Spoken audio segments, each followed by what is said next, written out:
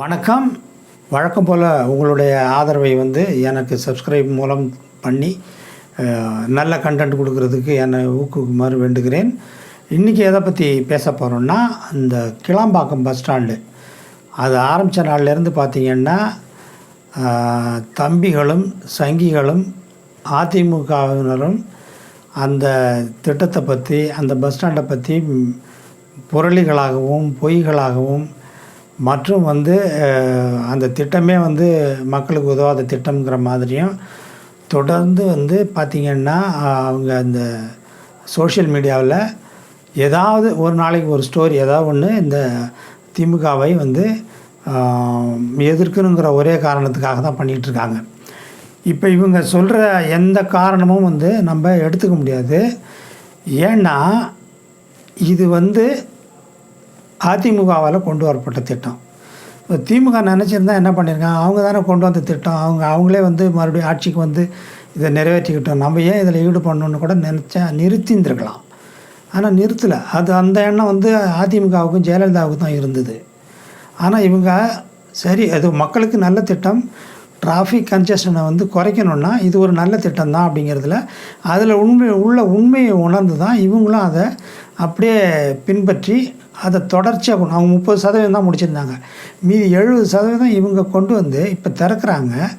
இந்த திறந்த நாள்லேருந்து பார்த்திங்கன்னா அது என்னவோ மிகப்பெரிய ஒரு மோசமான திட்டம் மாதிரியும், அது மக்கள் அப்படியே வாழ்வாதாரத்தையே புரட்டி போட்ட மாதிரியும், மக்களுக்கு அது மிகப்பெரிய இடைஞ்சலாக மாறிவிட்டதை மாதிரியும் இந்த நாம் தமிழர் தம்பிகளும் பாஜக சங்கிகளும் அதிமுக அடிமைகளும் தொடர்ந்து பேசிக்கிட்டே வராங்க.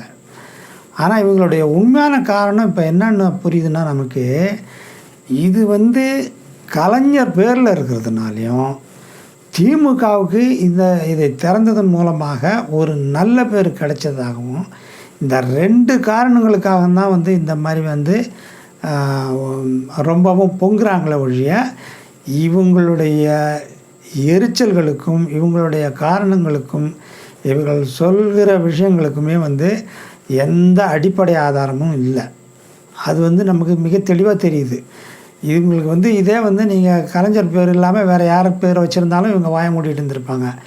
அதேமாரி திமுக கொண்டு வராமல் அதிமுக கொண்டு வந்தாங்கன்னா ஆஹோ ஓஹோ இந்த மாதிரி இருக்குமா, இந்த மாதிரி திட்டம் உலகத்துலேயே இல்லை இருக்குமா, ஆசியாவிலேயே மிகப்பெரிய பஸ் ஸ்டாண்டு அப்படி இப்படின்ட்டு இந்த சங்கி ஊடகங்களும் இந்த நாம் தமிழர் தம்பிகளும் இவங்க எல்லாமே சேர்ந்து ஒரு மிகப்பெரிய கதையை கட்டி விட்டுருப்பாங்க. அதுக்கு பெரிய அப்ரிஷியேஷன்லாம் பண்ணியிருப்பாங்க.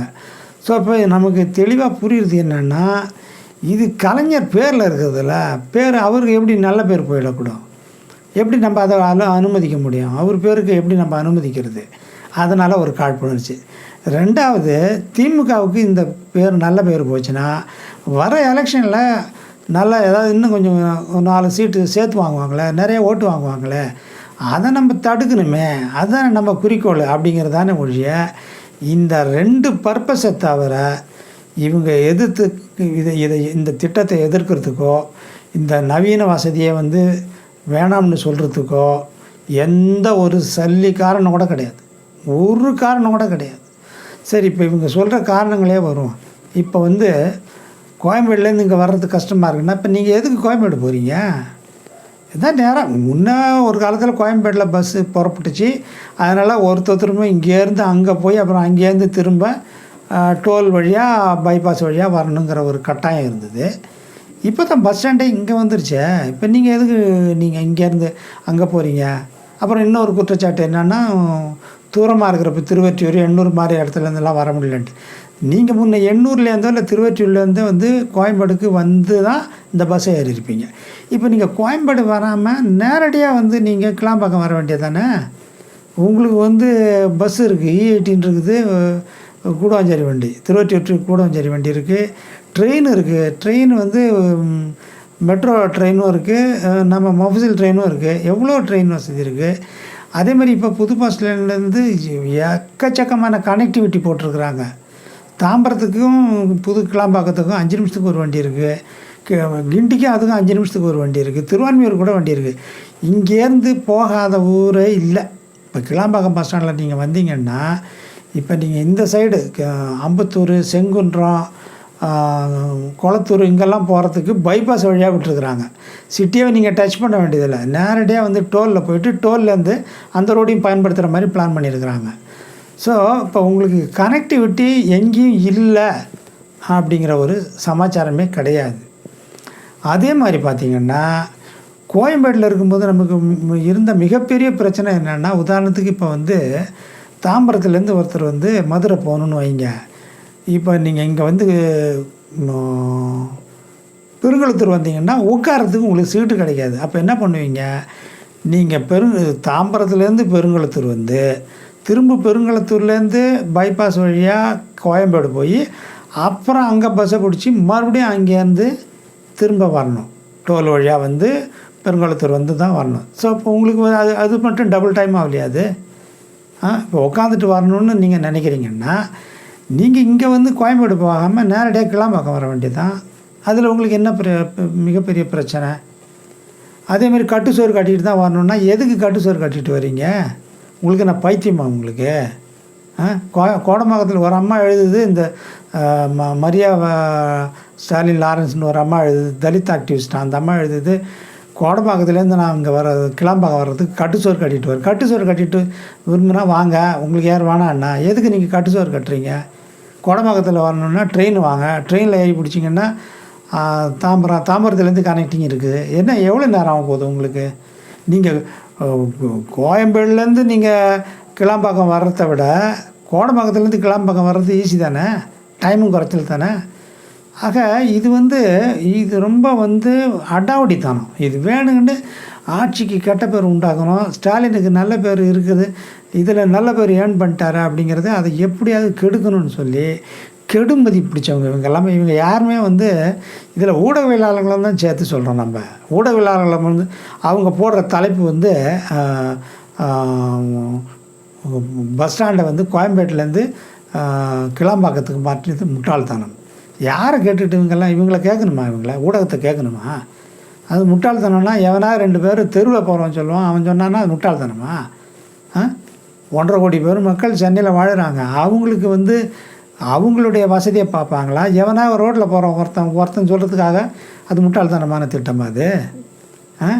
எல்லாம் ஆராய்ச்சி பண்ணி எங்கேருந்து எங்கே வர்றதுக்கு என்ன வழி, எவ்வளோ நேரம் ஆகுது, இங்கேருந்து எல்லாமே கோயம்பேடை நோக்கி கான்சன்ட்ரேஷன் 4 சைட்லேருந்து கோயம்பேடை நோக்கி கான்சன்ட்ரேஷன் ஆகி திரும்ப அங்கேருந்து பைபாஸ் வழியாக வர்றது எவ்வளோ ப்ரெஷரு, டிராஃபிக் ப்ரெஷரு, மக்களுக்கு ப்ரெஷரு, என்வாரன்மெண்டல் இஷ்யூஸ் எவ்வளோ இருக்குது. இது எல்லாத்தையுமே ஒரு ஸ்டடி பண்ணி ஆராய்ச்சி பண்ணி அந்த கன்ஜெஷனை குறைக்கணும். டிராஃபிக் கன்ஜெஷனை அங்கேருந்து மக்களை இங்கே கொண்டு வரணுங்கிறது தானே அரசாங்கத்துடைய திட்டம்.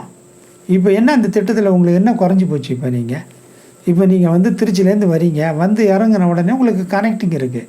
உங்களுக்கு லக்கேஜ் அதிகமாக இருக்குது அப்படின்னா கூட உங்களுக்கு ஒரு 4 பேர் வரீங்கன்னா 4 பேருக்குரிய லக்கேஜை வண்டியில் ஏற்ற மாட்டேன்னா சொல்கிறாங்க பஸ்ஸில். சரி, அப்படியே உங்களுக்கு லக்கேஜ் இருக்குன்னா நீங்கள் இங்கேருந்து நீங்கள் கிளாம்பாக்கத்துலேருந்து வண்டலூர் பஸ்ஸில் ஏறிடலாமே. 2 நிமிஷத்துக்கு ஒரு வண்டி இருக்குது, அங்கே ஏறி நீங்கள் ட்ரெயினில் பிடிச்சிங்க. இல்லை தாம்பரத்துக்கு ஏறிடுங்க, தாம்பரத்தில் நீங்கள் ட்ரெயினில் போங்க, லக்கேஜ் உங்களுக்கு நிறையா இருக்கிற மாதிரி இருந்தால். மீனம்பாக்கம் போயிட்டிங்கன்னா இன்னும் மெட்ரோ இருக்குது. இல்லை உங்களுக்கு என்ன இதில் என்ன உங்களுக்கு பிரச்சனை? பழக்கம்தான் பிரச்சனை, பழகிங்க. முன்ன பாரிஸ் கார்னரில் எல்லா பஸ் ஸ்டாண்டும் முடிக்கிட்டு டிராஃபிக் ஜாமில் எல்ஐசி வழியாக வந்தது எவ்வளோ கஷ்டப்பட்டீங்க. இப்போ அந்த கஷ்டம் இருக்கா என்ன? அங்கேருந்து கோயம்பேடு மாறினப்போ பழகிட்டீங்க தானே. இப்போ இன்னும் மக்கள் தொகை அதிகமாகுது, சிட்டி எக்ஸ்பேண்ட் ஆகுது, பாப்புலேஷன் அதிகமாகிட்டே போயிட்டுருக்கும்போது அரசாங்கம் என்ன தான் பண்ணும்? டிராஃபிக் ஜாம் இருந்தாலும் திட்டுறீங்க, மெட்ரோ போட்டாலும் திட்டுறீங்க. அப்போ இது மாதிரி அந்த டிராஃபிக் கன்ஜெஷனை வெளியே குறைச்சி கொண்டு வரணுன்னா கூட திட்டுறீங்கன்னா இது என்ன அரசாங்கம்? ஒரு அரசாங்கம் என்ன தான் தெரியும்? நீங்கள் ஆளுங்கட்சியிலேருந்து பாருங்கள், உங்களுக்கு தெரியும். மக்களுடைய பிரச்சனைகள் வர தானே சால்வ் பண்ண முடியும். ஆக இப்போ இங்கே கிளாம்பாக்கத்தை பொறுத்தவரையும் எல்லா வசதியும் இருக்குது. இப்போ இந்த எம்டிசி பஸ்லேருந்து எஸ்சிடிசி டிஎன்எஸ்டிசி அந்த பஸ்ஸுக்கு போகிறதுக்கு தான் கொஞ்சம் சிரமம் இருக்குங்கிறாங்க. அதை கொஞ்சம் வழியை இப்போ கட் பண்ணி கொஞ்சம் அகலப்படுத்தியிருக்கிறாங்க. அதுக்கு அவங்க மக்களுடைய பிரச்சனைகள் வர வர அவங்க அதுக்கு நடவடிக்கை எடுப்பாங்க. இப்போ கிளாம்பாக்கத்தை பொறுத்தவரையிலையும் எஸ்சிடிசி மற்றும் டிஎன்எஸ்டிசி அதுக்கு எல்லாத்துக்குமே எல்லா வசதியும் இருக்குது. போலீஸ் ஸ்டேஷன்லேருந்து ஆரம்பித்து ஹோட்டல்லேருந்து மெடிக்கல் சென்டர் கூட இருக்குது. என்னென்ன இருக்குது, எல்லா வசதியும் இருக்குது. மக்கள் வந்து அருமையாக ட்ராவல் பண்ணிகிட்ருக்காங்க. அங்கே போய் பாருங்கள். இந்த குறை சொல்கிறவங்கெல்லாம் காரில் போகிறவங்களா இருப்பாங்கன்னு நினைக்கிறேன். போயிட்டு நேராக போய் அங்கே இறங்கி பாருங்கள். மக்கள்கிட்ட 4 பேர்கிட்ட பேசுங்க. அப்படி இருந்தால் தான் உங்களுக்கு இது எவ்வளோ நல்ல திட்டம்னு தெரியும். இது சம்மந்தமான இன்னும் நமக்கு வர வர கமெண்ட்டுகளை பொறுத்து நம்ம இன்னும் பதிவுகளை போடுவோம். நன்றி, வணக்கம்.